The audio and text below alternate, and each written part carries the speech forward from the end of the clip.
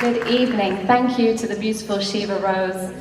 I'm truly honored to be here tonight and to see all of you who, after a hard day's work on a Thursday in the middle of the week, have decided to be here because you care so much about human rights in Iran. Thank you. You know, for over 3 decades, the Iranian government has barred Amnesty International from entering Iran. We depend on people inside of Iran, on news sources, on human rights defenders and witnesses who tell us what they observe and experience as far as human rights violations and injustices.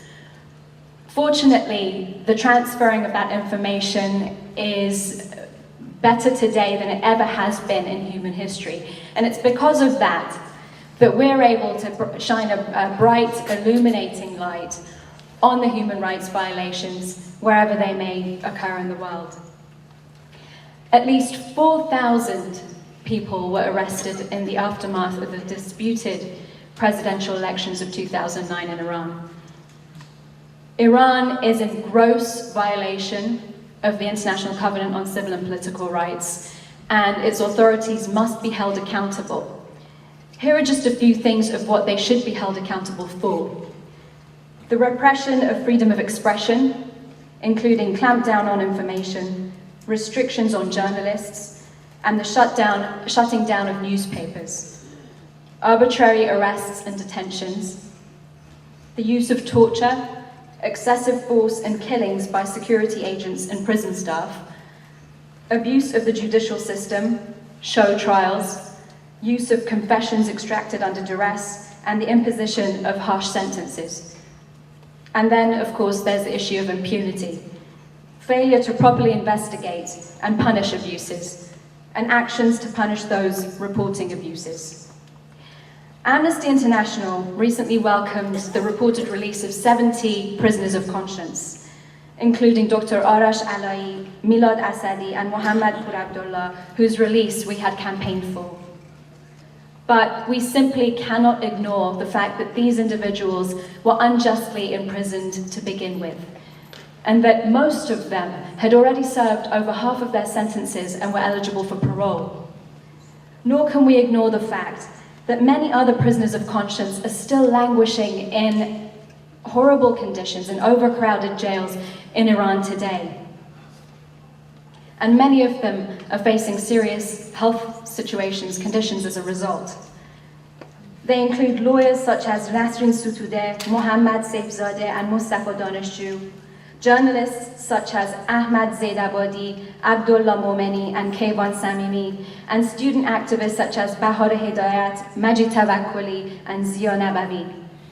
Numerous human rights, minority rights, and political and women's rights activists also remain in jail, as do members of Iran's religious minorities, whom we've already talked about somewhat, such as the 7 Baha'i leaders serving 20-year sentences imposed for dubious charges of espionage.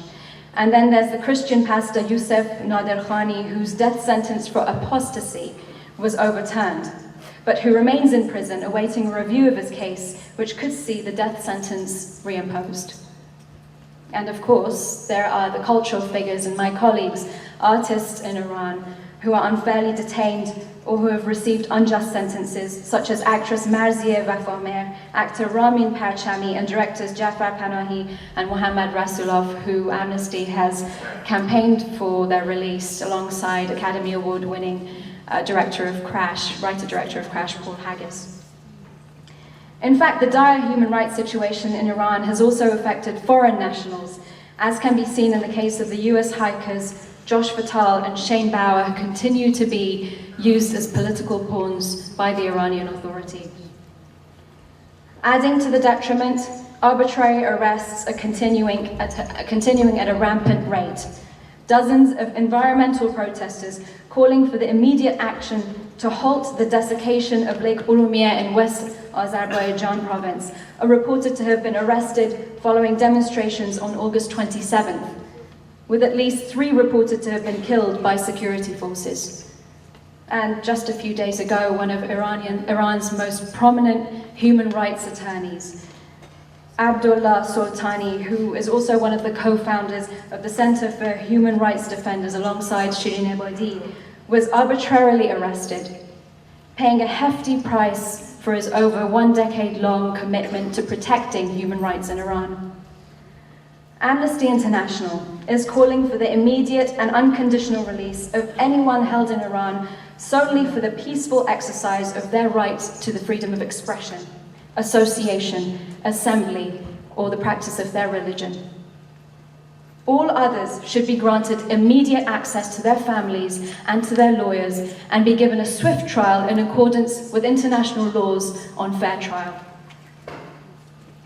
Whatever our political inclinations, religious ideologies, or cultural backgrounds, I think we can all agree that freedom of thought, speech, expression, and assembly are inalienable and universal rights that we all share. And when peaceful protest or civil disobedience is met with hostile brutality, as it is in Iran today, people the world over must raise their voices in unison in defense of those whose rights are being violated. That's why I'm honored to add my voice to those activists who not only share the dream of full human rights for Iran, but work day in and day out to make human rights the world over a reality. I hope that our collective vision becomes a global reality. Thank you.